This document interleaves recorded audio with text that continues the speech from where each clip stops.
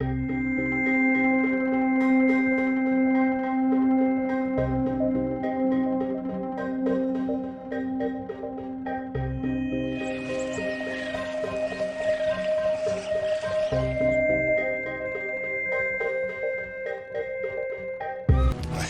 fiery wasteland. A molten planet hostile to life. Yet somehow, amazingly, this is where we got our start. How did the universe, our planet, how did we ourselves come to be? How did the first sparks of life take hold here? Are we alone in the cosmos? Where did all the stars and galaxies come from? These questions are as ancient as human curiosity itself. And on Origins, a 4-part Nova miniseries, we'll hunt for the answers. This search takes unexpected twists and turns. Imagine meteors delivering Earth's oceans from outer space. Descend into a toxic underworld where bizarre creatures hold clues to how life got its start.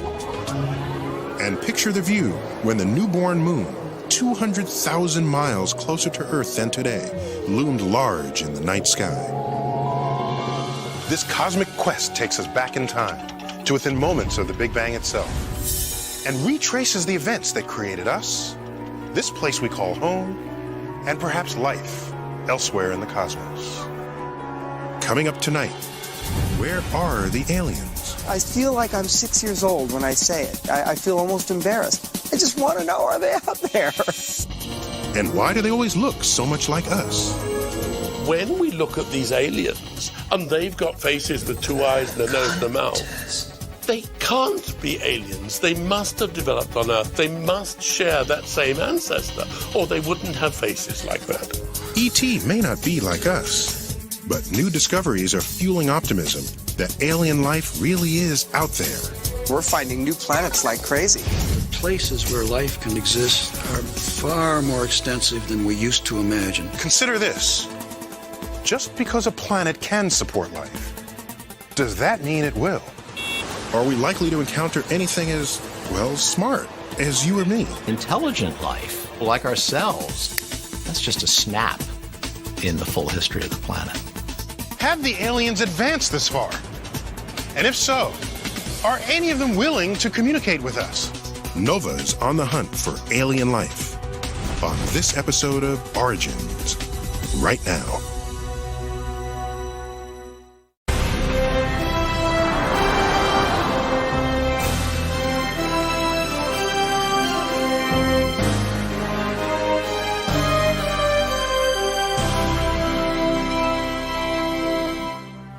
Original funding for this program was provided by the Park Foundation, dedicated to education and quality television, and by Sprint and Microsoft. Major funding for Origins is provided by the National Science Foundation, America's investment in the future. Additional funding is provided by NASA Office of Space Science, the Alfred P. Sloan Foundation, to enhance public understanding of science and technology, and the George D. Smith Fund. Major funding for NOVA is also provided by the Corporation for Public Broadcasting and by PBS viewers like you. Thank you.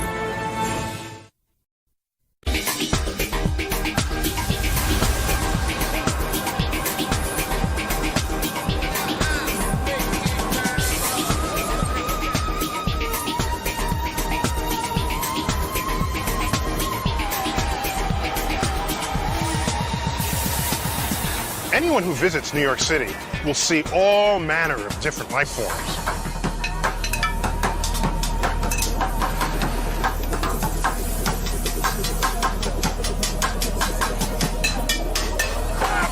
And you don't have to look far to realize that our planet is teeming with a diverse population of living creatures.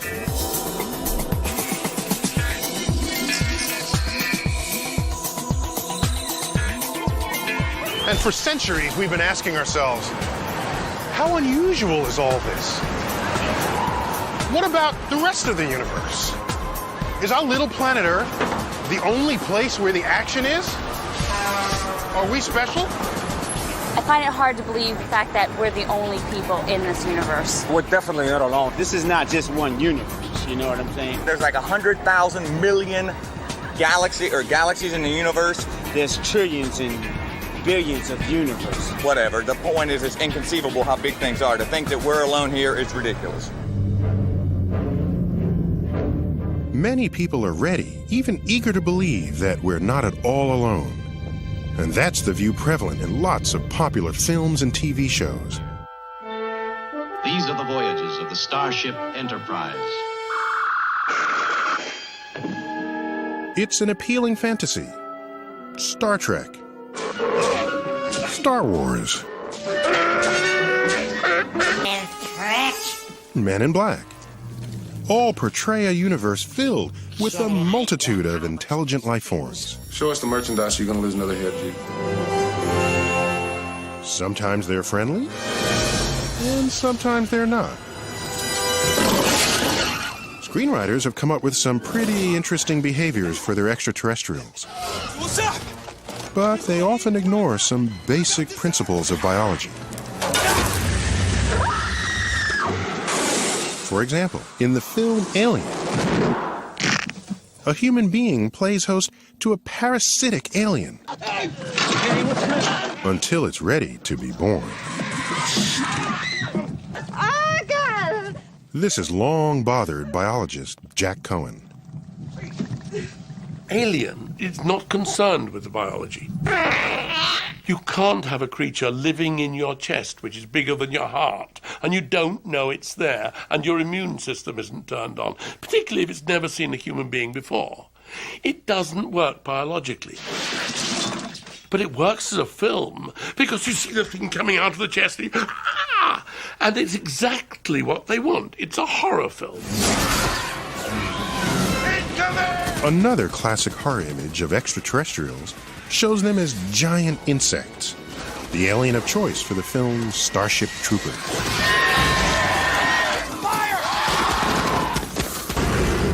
But according to the laws of physics, this kind of anatomy is impossible.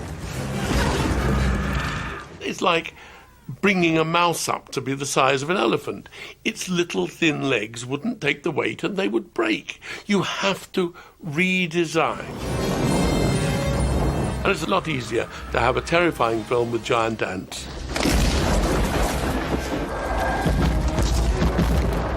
As unscientific as the oversized insects of Starship Troopers are, at least they don't look like people.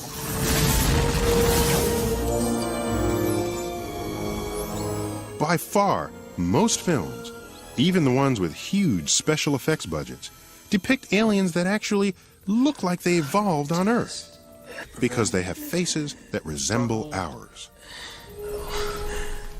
Nearly all the vertebrates we see around us, humans included, have faces with 2 eyes, 2 nostrils, and a mouth below. This configuration came from a common ancestor who lived hundreds of millions of years ago.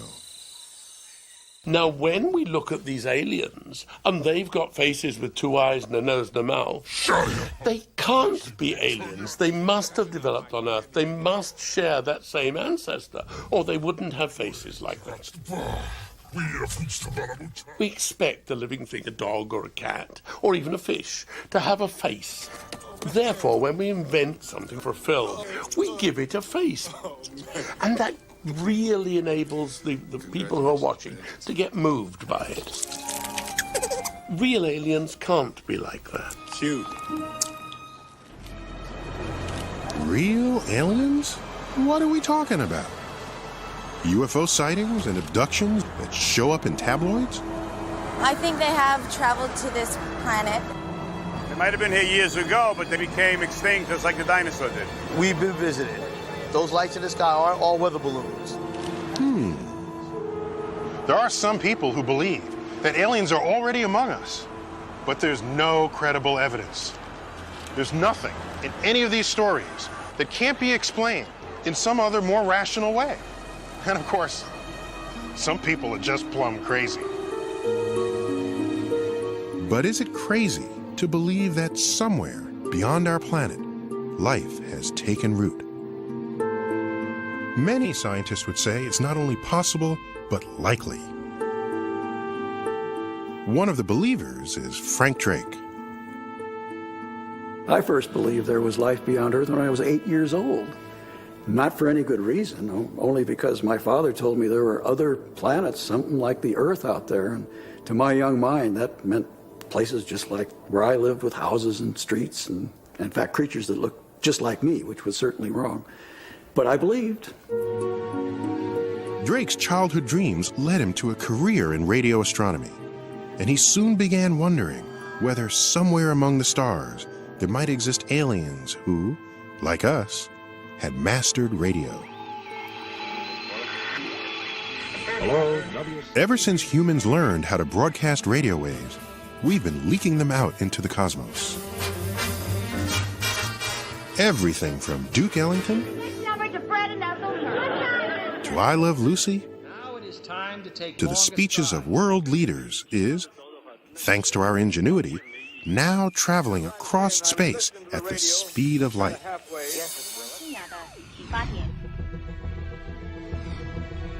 Drake reasoned that if aliens were transmitting radio signals of their own, we might be able to detect them. And so he created the first experiment for SETI, the search for extraterrestrial intelligence. It's now survived an on, an off, and a second For on. decades, SETI astronomers have been scanning the stars of the Milky Way galaxy, searching for signs of advanced alien civilizations. Their goal is the ultimate prize in the life-finding game. Someone out there we can talk to. So nothing to do but sit here and wait for them to call. And on cue, they've called. SETI faces enormous challenges, not least of which is the sheer size of our galaxy. The Milky Way has hundreds of billions of stars, swirling in a giant spiral about 100,000 light years wide. That's 600 quadrillion miles. So what are the chances of finding intelligent aliens in all that real estate? Early in his quest, Frank Drake came up with an equation to guide him. Actually, I first invented the equation as the agenda for a meeting. It seemed pretty obvious. This was a meeting about life in space, and I asked the question, what do we need to know about? And I realized if you multiply them all together, you get the number n. The now famous Drake equation lists the different factors we'd need to know to predict n, the number of intelligent, detectable civilizations in our own Milky Way galaxy. It includes factors like how many stars have planets, and how often will life become intelligent, and how long a technologically advanced civilization might last. And if you put in scientists' judgment the most plausible values for the factors in this equation, n equals 10,000 detectable civilizations in our galaxy. 10,000 intelligent civilizations just in the Milky Way alone. That's Frank Drake's best bet, but it's far from conclusive. If you plug different values into the equation, then it's easy to come up with other results. Anything from 1 billion civilizations all the way down to 1, ours. For a long time, the values for most of these terms were unknown. The Drake equation was something of a list of mysteries, leaving the equation unsolvable. But in the last few years, our knowledge of cosmic origins has been growing exponentially, and we're on our way to solving at least some of these mysteries. Take just one term in the Drake equation, the percentage of stars, other suns, that have planets orbiting them. If alien life is anything like us, it needs some solid ground to call home. And so, we want to know how many planets are out there. Depending on who you talk to, our sun's got 8, maybe 9 planets circling around, including Earth. Until recently, we haven't been able to see any planets beyond our own solar system, none at all. The problem is, planets in deep space are rendered practically invisible by the blinding light of their suns. That's the challenge for the handful of scientists trying to track them down. The team of Paul Butler and Jeff Marcy started their quest in the 1980s with little more than their own enthusiasm. We started off with virtually no money at all. The first proposal I wrote for a grant to fund our planet search was for $930 for the whole year. When Jeff and I started the planet search back in the fall of 1986 at San Francisco State University, to say we were unknown is to overstate it. We were sub-unknown. The young astronomers were banking on an experimental technique they believed could scope out planets by focusing on the stars they orbit. As a planet orbits a star, the planet pulls gravitationally on the star, making the star wobble. You can tell a star has a planet, or more than one planet, just by the motion of the star, which ought to be stationary, but wobbles due to the pull on it by the planet. The star's wobble, created by the gravity of orbiting planets, is so subtle, Marcy and Butler can't see it directly, so they use a special technique. It's hard to detect this motion directly, so we thought we would use the Doppler effect. As a star moves toward you, the light waves get compacted, and that means they get shifted toward bluer colors. And then as the star wobbles away from you, the wavelengths of light get stretched out, and that is interpreted by our eyes as redder. Even using the Doppler effect, the only planets we can infer would be ones with tremendous mass. Marcy and Butler were confident that they had the best method for hunting down big planets and hoped they'd be the first to succeed when the unthinkable happened. A team of Swiss astronomers beat them to the punch. The first planet outside our solar system had been found, but by someone else. Most astronomers were skeptical. Although the planet was massive like Jupiter, the Swiss discoverers claimed it orbited its star, 51 Pegasi, in only 4 days. This seemed impossible. Earth takes 365 days to orbit the Sun, and Jupiter takes 12 years. Marcy and Butler felt certain there must be some mistake. Almost every year for the last 100 years, somebody's claimed to have found the first extrasolar planet. And the one thing all those claims had in common was they were wrong. And luckily, Paul Butler and I had telescope time the very next week. And we thought, well, we'll just go up and take data on this star, 51 Pegasi, and show that it probably doesn't really have a planet at all. And when we got back and we analyzed all the data, we were stunned. We were stunned because their claim was right. There really was a Jupiter-like planet in a 4-day orbit. We were stunned because this was the first legitimate real planet ever discovered. And that furthermore, that these planets could be much stranger, much more bizarre than any theories that had ever been conjured before. Marcy and Butler had spent years looking for massive planets, like Jupiter, far out from their stars, with long, slow orbits. Now that they realized that big planets can make a complete orbit in a matter of days, they began to wonder, had they missed something? The evidence for new planets might be buried in their old data, but to find it, they'd need hundreds of hours of computer time. And we only had 2 little computers. So we ran around madly, trying to borrow and in some cases subverting our colleagues and stealing their computers so that we could analyze all of this backlog of data.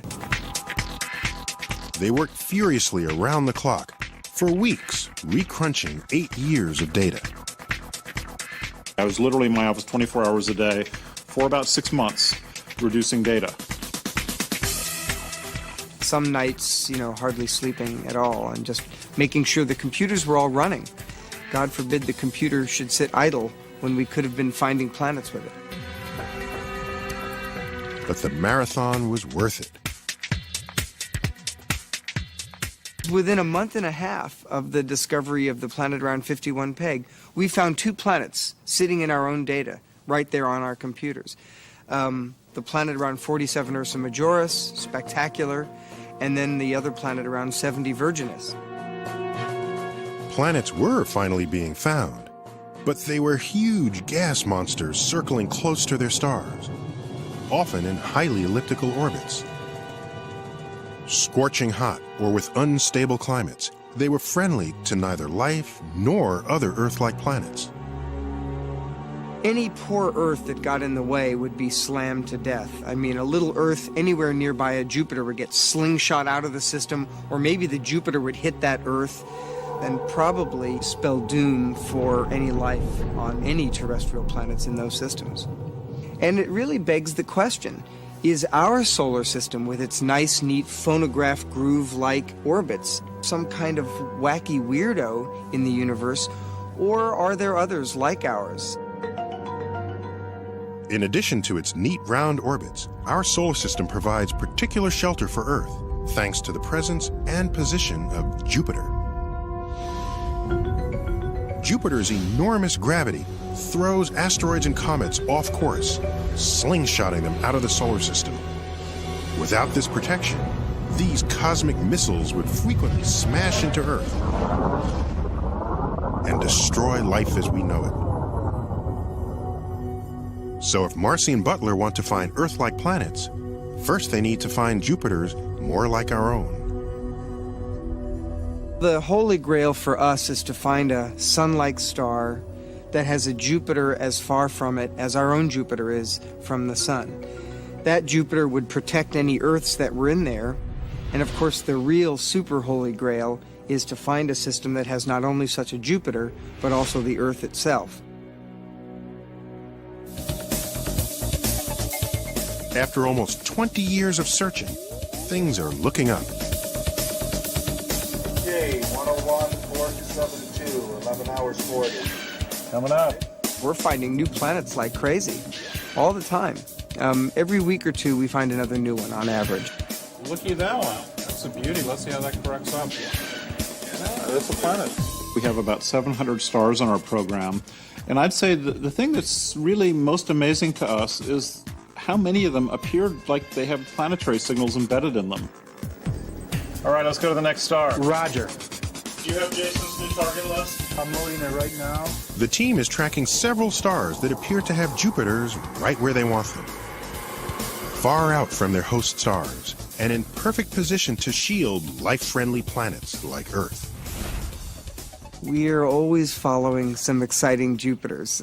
We don't tell anybody about them, but at any given time we have a half a dozen Jupiters that look like our own Jupiter. If their hunches are confirmed, then not only are there other solar systems that look like ours, there may be lots of them.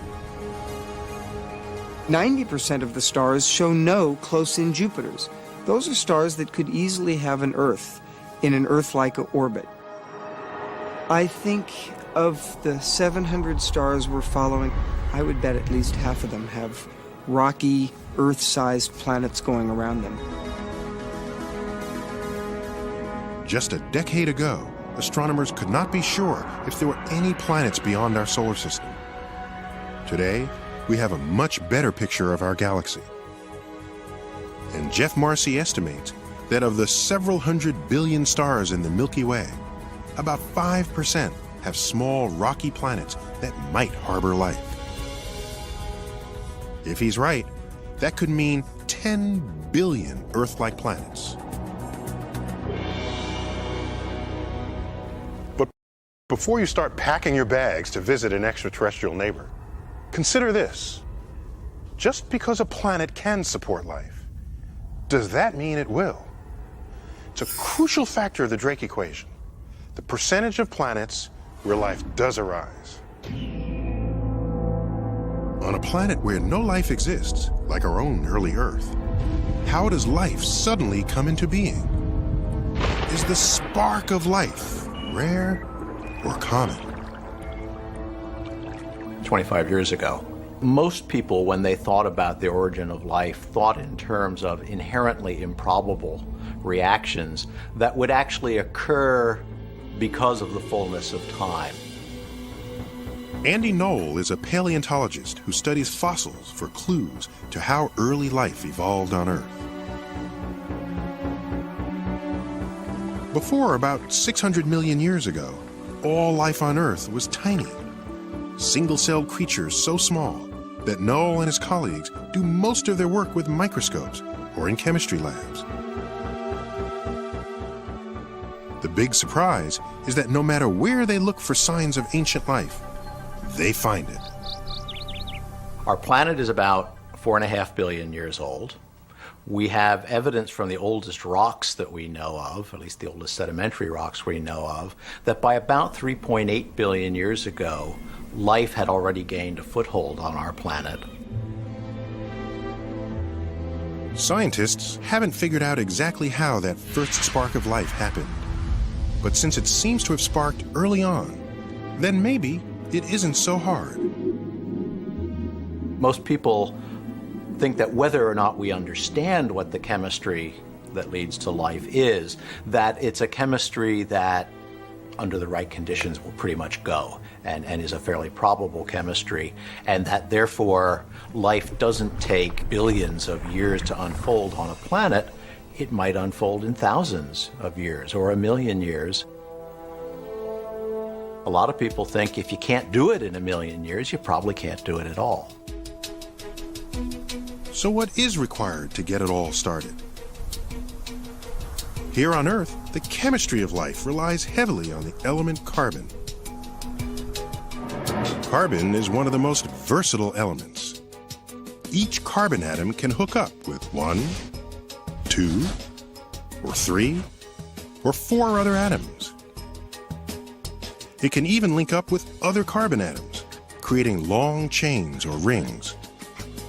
Throw in a few other elements and you've got amino acids, the ingredients of proteins, the building blocks of life as we know it. Carbon is a very useful element to sit at the center of life's chemistry. There's a lot of it in the universe. It's made very easily in stars. It makes very complicated, meshed together compounds which have the possibility of changing each other's properties. You can have a really complicated, complex setup with carbon. I'd expect that very nearly all life forms we come across that are matter-based are going to be carbon-based. If carbon helps make life happen, then there might be a lot of life out there. Carbon is one of the most common elements in the universe.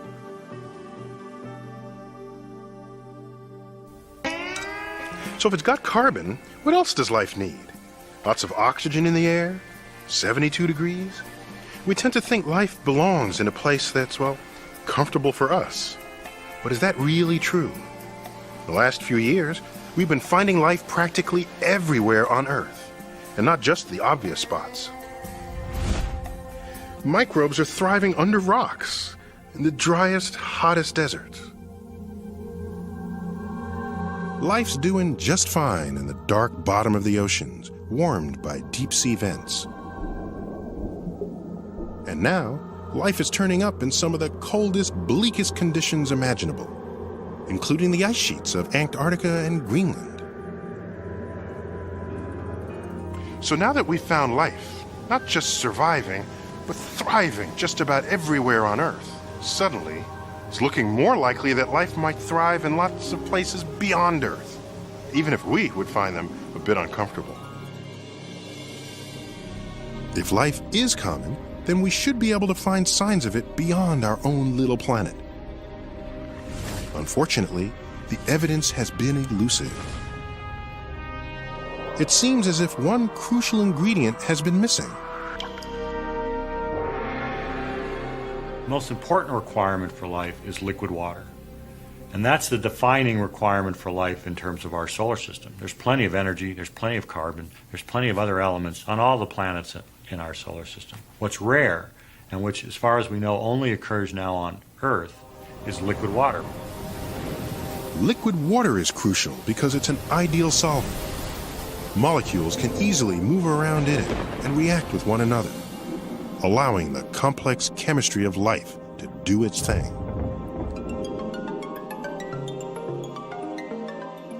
For years, it seemed that Earth, with its oceans of liquid water, was an oddball and perhaps the only place in the solar system where life had ever thrived. Then, we started to look more closely at our neighbors. In recent years, NASA spacecraft have sent back images of Mars with stunning detail. And there are clear signs of a watery past. From orbit around Mars, we can see ancient rivers that are now dry, canyons which look like they had lakes in the middle of them, even what looks like an ancient ocean floor in the northern hemisphere. We see unmistakable signs that Mars was a wet place. And now there's even more information from NASA's twin rovers that roamed the red planet, taking pictures and probing the rocks for their chemical makeup.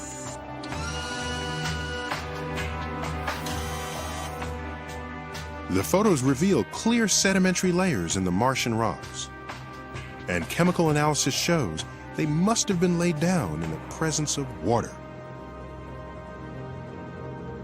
Mars might be too cold and dry to harbor life today, but if water was once there, then perhaps life was too. And now there's hope that life may thrive even farther out in the solar system. I think Mars is the #1 candidate for the search for life beyond the Earth, especially if we're going to find it soon. But we do have a backup plan. And in this case, the backup plan is Europa, one of the moons of Jupiter.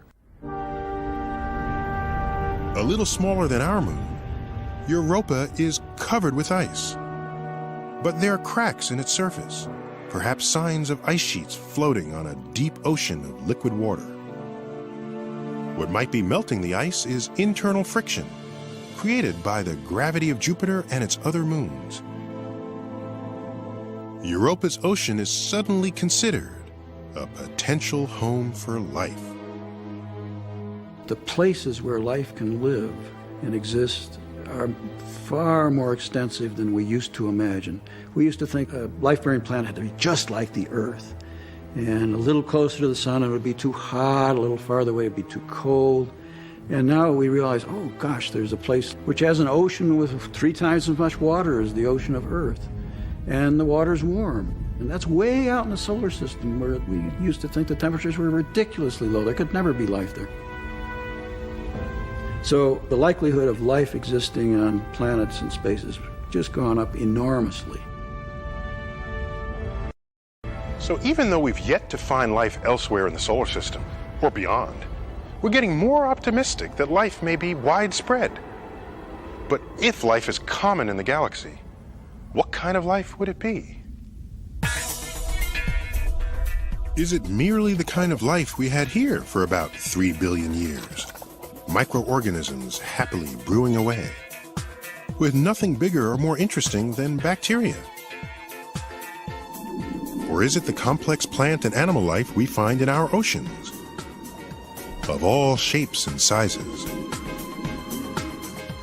Or could it be what SETI is banking on? Intelligent life that builds cities, computers, and radio transmitters. We now know that the way we got to this, from something like this, was through evolution. Does that mean evolution would work the same way wherever life appears? Frank Drake thinks so. Once you have life, evolution goes to work. Life is very opportunistic. It expands, it finds ways to survive, it finds ways to cope with changing environments. And in the process, it becomes more intelligent. And in the long run, you end up with something like us, exploiting technology to live in even more inhospitable habitats. Drake's optimism shows up in the estimates he's plugged into his own equation. His guess is that wherever life arises, it will evolve into intelligent life 10% of the time. Not quite inevitable, but a fairly common outcome. It's hard to know how likely or common intelligence is when it's shown up so recently in Earth's history. So the short history goes like this. Life early, but the familiar life that we think of, plants and animals, that is really a relatively recent development on this planet. And intelligent life, people like ourselves, technologically competent humans, that's just a snap in the full history of the planet. After about 3 billion years with only microscopic life, Earth finally became home to true plants and animals.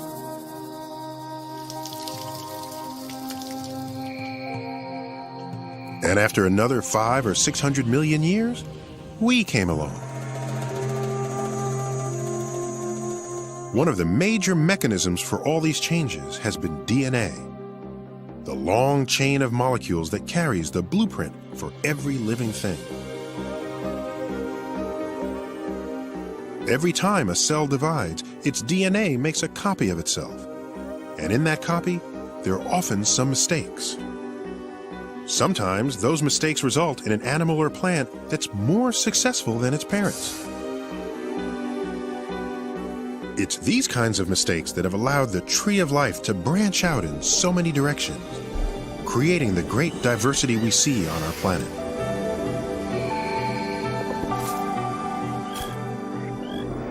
So, if there's life on other planets, does it have to have DNA?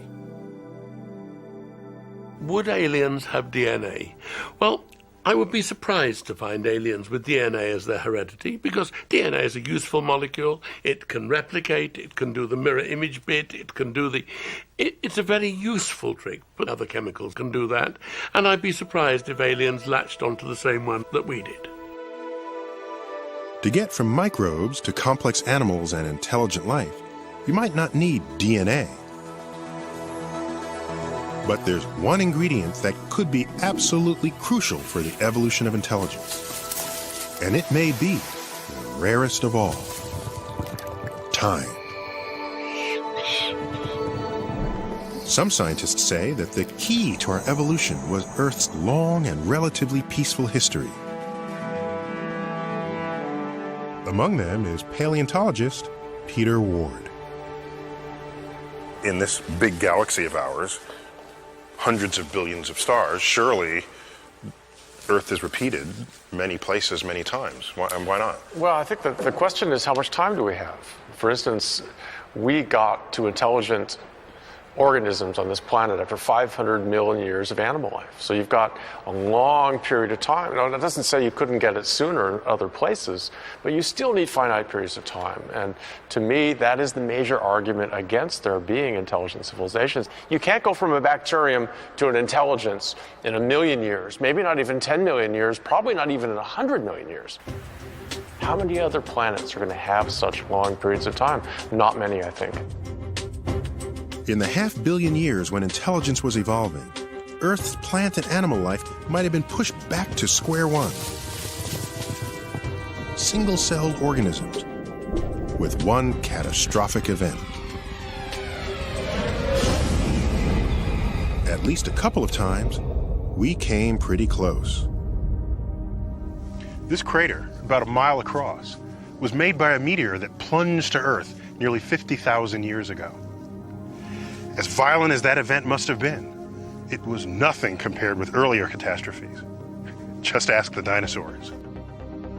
The dinosaurs ruled Earth for about 150 million years. They had the size, they had the power. It seemed that nothing could stop them.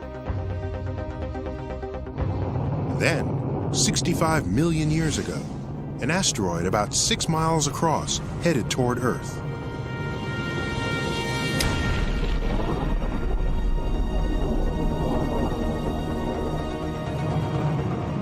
In the aftermath of a collision of epic proportions and widespread volcanic eruptions, as many as 2/3 of all living species were wiped out. The big guys didn't stand a chance. Among the survivors were little mammals, and with the dinosaurs conveniently out of the picture, they thrived. Over the eons, their descendants evolved into lots of different animals, including primates, including us. That's how we got our start. But what if you turn back the clock? What if that asteroid had taken a slightly different course and missed Earth completely? Little mammals may have never gotten their chance because the dinosaurs could still be in charge today. And instead of me, one of them might be hosting this show. Thank you. Thank you very much.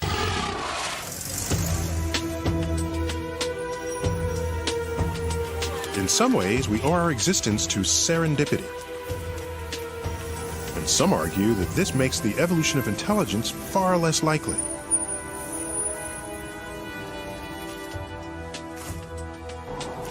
Our brains evolved through many stages. The little rodents, the early primates, and later on we branched from the apes. This worked for us, but is it the only route to intelligence? Would an alien species have to go through the same steps? There's no way to know for sure, but on our planet, lots of animals have remarkable brains and behavior,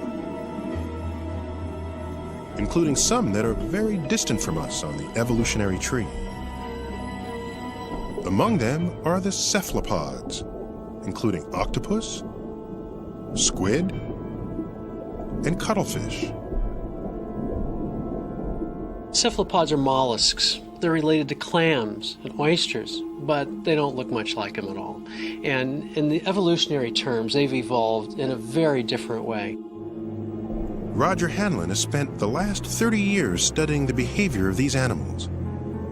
Behavior that is their main defense from ending up as dinner. These animals are a yummy hunk of protein swimming around in the ocean, and once they're caught, they have no defenses. So they have to have a good primary defense. That's camouflage. Don't be seen. You can move over to this tank here. In the lab, Hanlon and his team study how cephalopods, like this cuttlefish, control and change their skin patterns. It's taking that visual information and translating it to the skin on the back. This is beautiful. Look at that perfect white square. To see how they apply their tricks in their natural habitat, Hanlon tails them with his underwater camera. His biggest challenge? Finding them in the first place. Octopus and cuttlefish have an uncanny ability to completely disappear into the background. We all think of the chameleon as sort of the king or queen of color change, but that's not true. A cephalopod can show many more patterns and can show them instantaneously. An octopus can be so camouflaged you literally cannot see it. So every place they go, they are morphing into something that looks a lot like that environment. So here's the scene. You've got a rock with algae all over it. There appears to be nothing there except the swimming fish going by. Okay, so take a look here and just watch for a moment. And there it is. Whoa. Isn't that amazing? This animal was completely camouflaged on that rock, and suddenly it was there. This remarkable camouflage, changing both pattern and three-dimensional texture, is performed by skin unlike any other animal's. It's an amazing skin because there are up to 20 million of these chromatophore pigment cells, and to control 20 million of anything is going to take a lot of processing power. We call it a computer. Animals have brains. These animals have extraordinarily large, complicated brains to make all this work. For Hanlon, the brains and sophisticated behavior of these animals suggest that there's more than just one way to get smart. Very inquisitive animal. That's quite extraordinary. Even an invertebrate animal related to a clam or a snail can develop an incredibly complicated brain. This is one of the true wonders of nature. It's hard to explain why, but it's everywhere. What does this mean about the universe and other intelligent life? The building blocks are potentially there, and complexity will arise. Evolution is the force that's pushing that. I would expect personally a lot of diversity and a lot of complicated structures. It may not look like us, but my personal view is that there is intelligent life out there. But intelligent life is not necessarily life we can talk to across the depths of space. For that, you need technology. As smart as an octopus or dolphin is, neither one of them is going to build a radio transmitter or a spaceship. When paleontologist Peter Ward looks at Earth's track record, the odds for technological aliens don't seem very promising. There's maybe 30 million species on the planet today. And if we look at the fossils, there are hundreds of millions of species in the past. But only one of them which has risen to technology. It's happened one time out of hundreds of millions of possibilities on planet Earth. One time only. So that's an astronomically small number.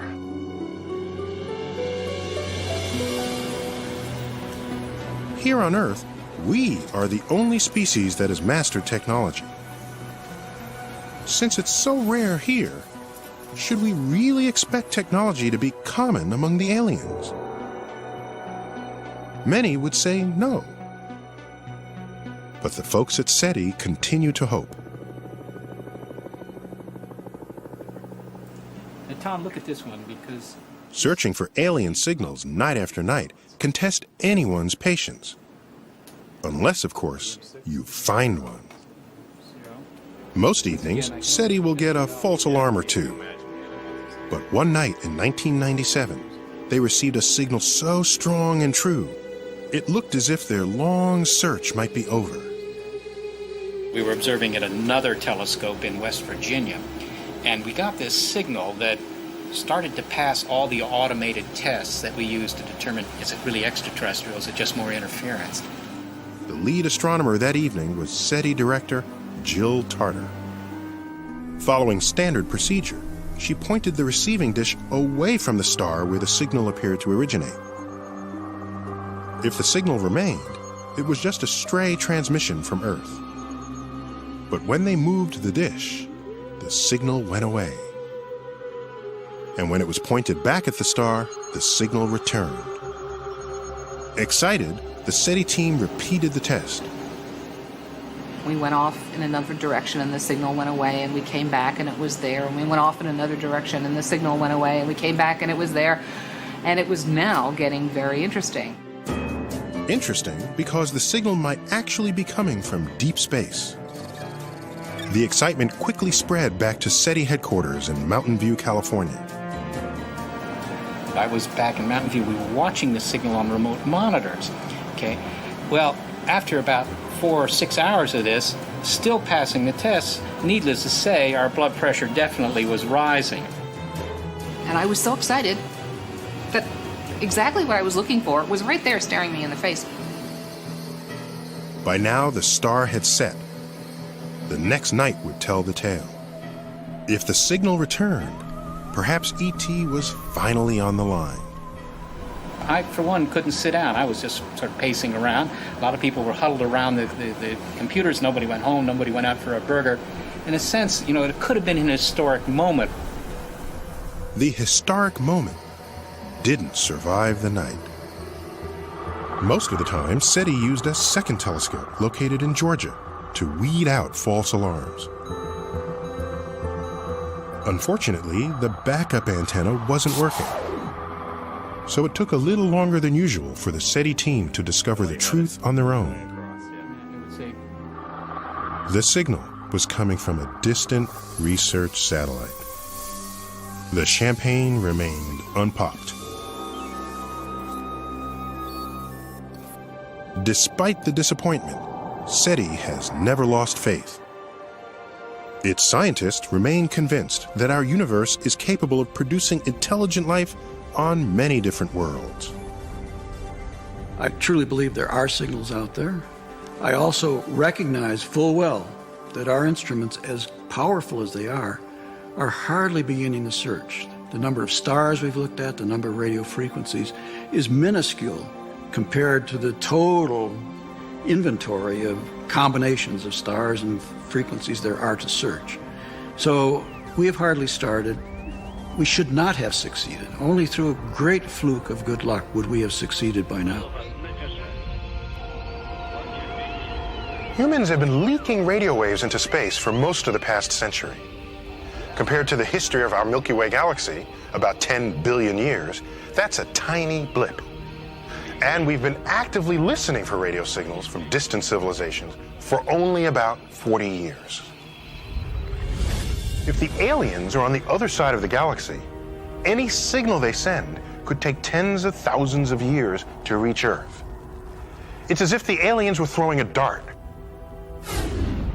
and trying to hit one tiny spot on this enormous landscape of time and space. Let's face it, the odds of our capturing that signal aren't very good. And yet, who can blame us for trying? For me, it's the most interesting question. Are we alone? What's our place in this universe? How do we fit in? Are we just run-of-the-mill? Are we totally exceptional? Or are we somewhere in between? Exploring our own world and the universe beyond has been full of surprises. Just a few hundred years ago, we assumed that everything about us and our surroundings was special and unique. Now we know there are lots of stars out there, many like our sun. We're discovering other solar systems with planets. And the chemicals of life, forged in stars, are abundant in the universe. If those common chemicals have caught the spark of life somewhere else, who knows how that life will evolve, what path it will follow, and whether we'll ever meet.